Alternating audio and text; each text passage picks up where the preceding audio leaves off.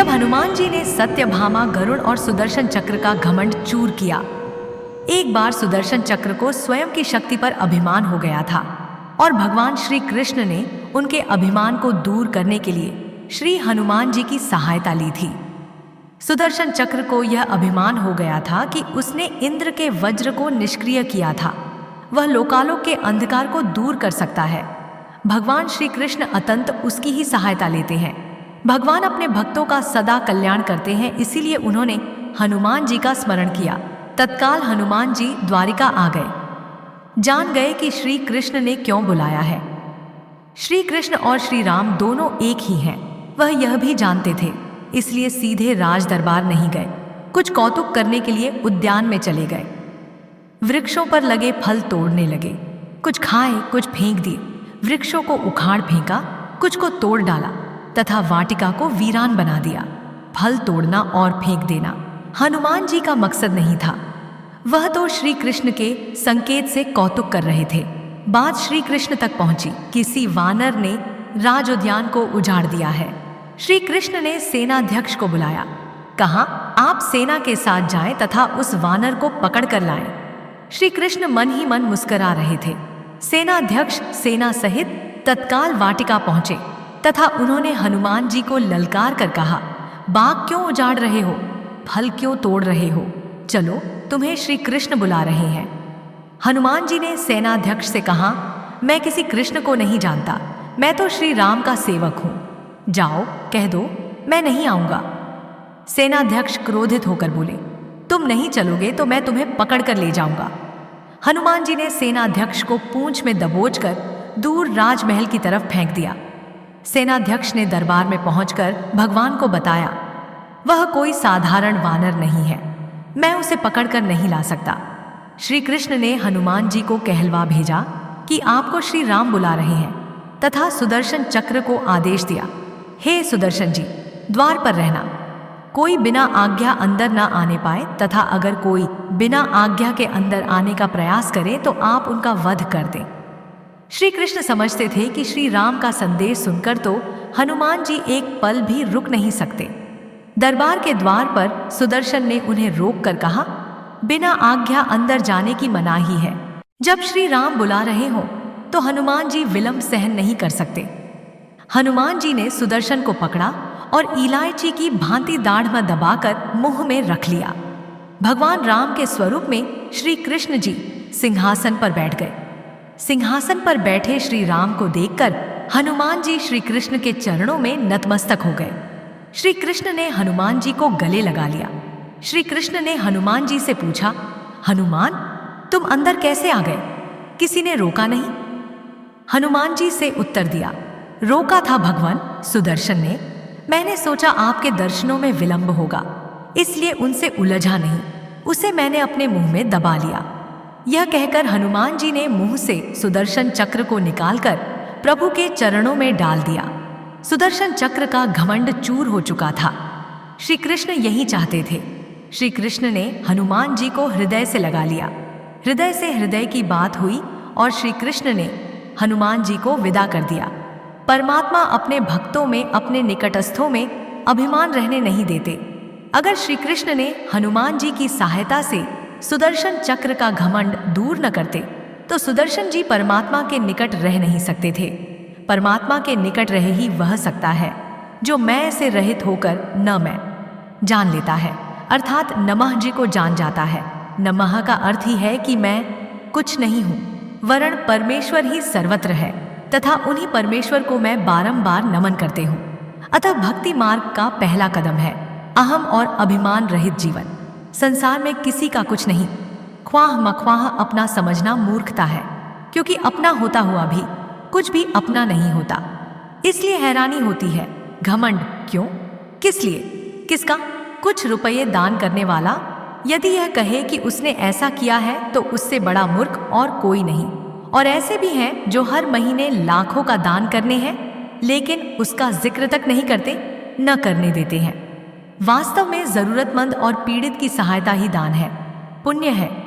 ऐसे व्यक्ति पर सरस्वती की सदा कृपा होती है। पर क्या किया जाए, देवताओं तक को अभिमान हो जाता है और उनके अभिमान को दूर करने के लिए परमात्मा को ही कोई उपाय करना पड़ता है। गरुड़, सुदर्शन चक्र तथा सत्यभामा को भी अभिमान हो गया था और भगवान श्री कृष्ण ने उनके अभिमान को दूर करने के लिए श्री हनुमान जी की सहायता ली थी। श्री कृष्ण ने अपनी पत्नी सत्यभामा को स्वर्ग से पारिजात लाकर दिया था और वह इसीलिए अपने आप को श्री कृष्ण की अत्यंत प्रिया और अति सुंदरी मानने लगी थी। सुदर्शन चक्र को यह अभिमान हो गया था कि उसने इंद्र के वज्र को निष्क्रिय किया था। वह लोकालोक के अंधकार को दूर कर सकता है। भगवान श्री कृष्ण अतंत उसकी ही सहायता लेते हैं। गरुड़ भगवान कृष्ण का वाहन था। वह समझता था भगवान मेरे बिना कहीं जा ही नहीं सकते, इसलिए कि मेरी गति का कोई मुकाबला नहीं कर सकता।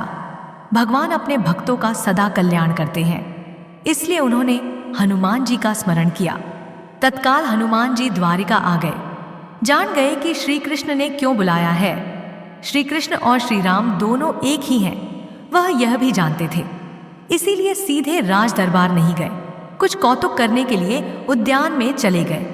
वृक्षों पर लगे फल तोड़ने लगे, कुछ खाए कुछ फेंक दिए। वृक्षों को उखाड़ फेंका, कुछ तो तोड़ डाला। बाग वीरान बना दिया। फल तोड़ना और फेंक देना हनुमान जी का मकसद नहीं था। वह तो श्री कृष्ण के संकेत से कौतुक कर रहे थे। बात श्री कृष्ण तक पहुंची। किसी वानर ने राजोद्यान को उजाड़ दिया है, कुछ किया जाए। श्री कृष्ण ने गरुड़ को बुलाया। कहाँ जाए, जाओ सेना ले जाओ, उस वानर को पकड़कर लाओ। गरुड़ ने कहा, प्रभु एक मामूली वानर को पकड़ने के लिए सेना की क्या जरूरत है, मैं अकेला ही उसे मजा चखा दूंगा। कृष्ण मन ही मन मुस्कुरा दिए। जैसा तुम चाहो, लेकिन उसे रोको। जाकर वैंतेय गए। हनुमान जी को ललकारा, बाग क्यों उजाड़ रहे हो, फल क्यों तोड़ रहे हो, चलो तुम्हें श्री कृष्ण बुला रहे हैं। हनुमान जी ने कहा, मैं किसी कृष्ण को नहीं जानता, मैं तो श्री राम का सेवक हूं। जाओ कह दो मैं नहीं आऊंगा। गरुड़ क्रोधित होकर बोला, तुम नहीं चलोगे तो मैं तुम्हें पकड़कर ले जाऊंगा। हनुमान जी ने कोई उत्तर नहीं दिया। गरुड़ की अनदेखी कर वह फल तोड़ते रहे। गरुड़ को समझाया भी, वानर का काम फल तोड़ना और फेंकना है, मैं अपने स्वभाव के अनुसार ही कर रहा हूं, मेरे काम में दखल न दो। क्यों झगड़ा मोल लेते हो, जाओ मुझे आराम से फल खाने दो। गरुड़ नहीं माना।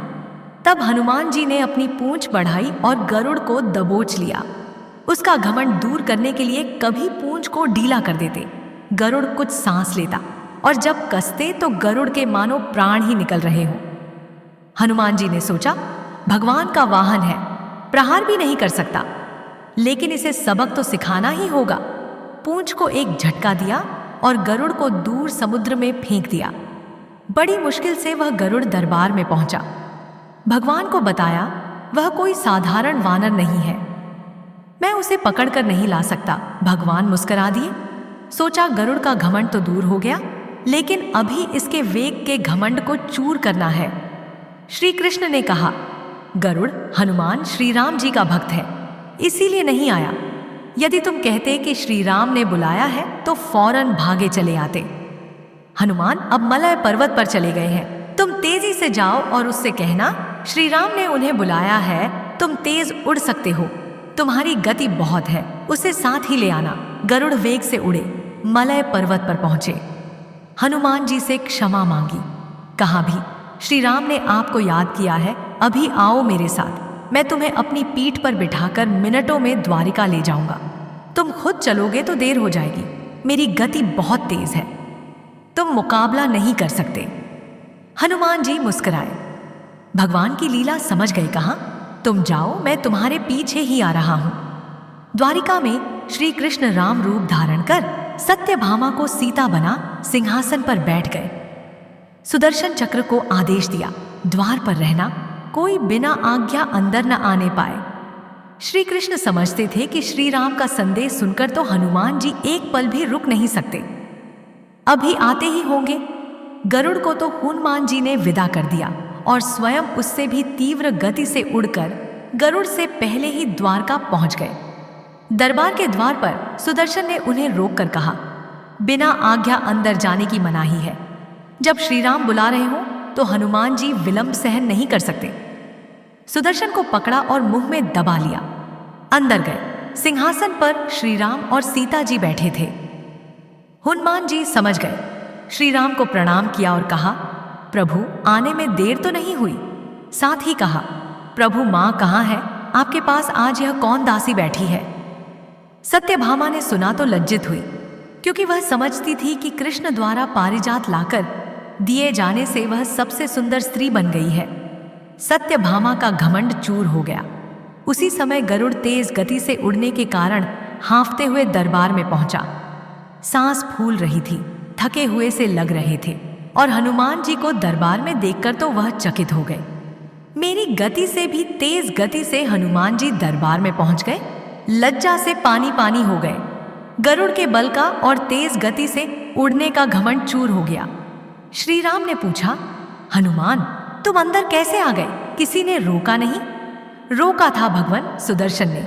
मैंने सोचा आपके दर्शनों में विलंब होगा, इसलिए उनसे उलझा नहीं। उसे मैंने अपने मुंह में दबा लिया था। और यह कहकर हनुमान जी ने मुंह से सुदर्शन चक्र को निकालकर प्रभु के चरणों में डाल दिया। तीनों के घमंड चूर हो गए। श्री कृष्ण यही चाहते थे। श्री कृष्ण ने हनुमान जी को गले लगाया। हृदय से हृदय की बात हुई और उन्हें विदा कर दिया। परमात्मा अपने भक्तों में, अपने निकटस्थों में अभिमान रहने नहीं देते। श्री कृष्ण सत्यभामा, गरुड़ और सुदर्शन चक्र का घमंड दूर न करते तो परमात्मा के निकट रह नहीं सकते थे। और परमात्मा के निकट रह ही वह सकता है जो मैं और मेरी से रहित है। श्री राम से जुड़े व्यक्ति में कभी अभिमान हो ही नहीं सकता। न श्री राम में अभिमान था, न उनके भक्त हनुमान में। न श्री राम ने कहा कि मैंने किया है, और न हनुमान जी ने ही कहा कि मैंने किया है। इसीलिए दोनों एक हो गए, न अलग थे न अलग रहे।